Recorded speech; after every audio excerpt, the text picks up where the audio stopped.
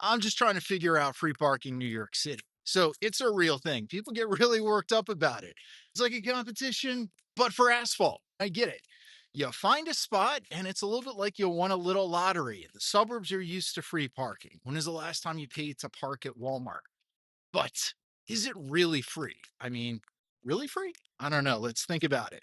They call it free parking.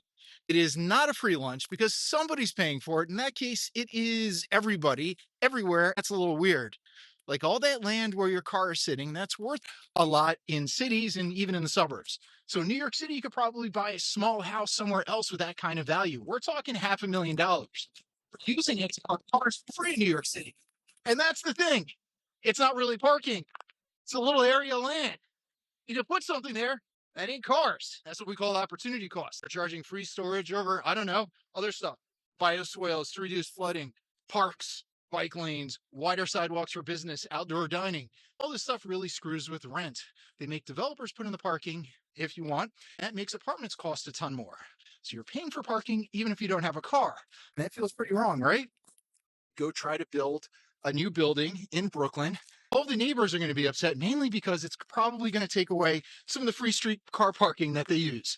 And I'm tempted to buy a car just because I have access to free parking. I don't need it, but why would I pass up a car parking spot that I normally would have to pay $80 for? So all of this stuff encourages people to drive.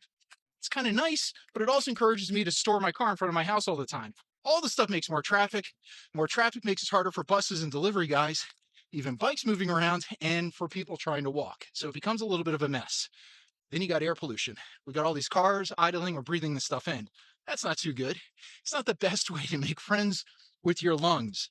And then there's all the roads and the streets. They're designed for people, not for cars, but we end up kind of forcing cars in. So we end up with all this open area for people to store their cars, but not really anything for people to sit in the shade or to eat outside or to just hang out.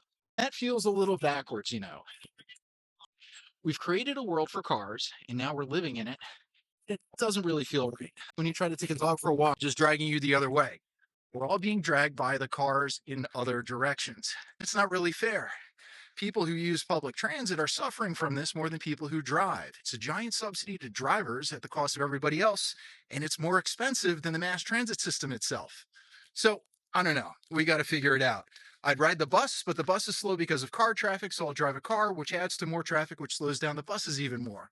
It just doesn't really seem logical. We got a little crazy.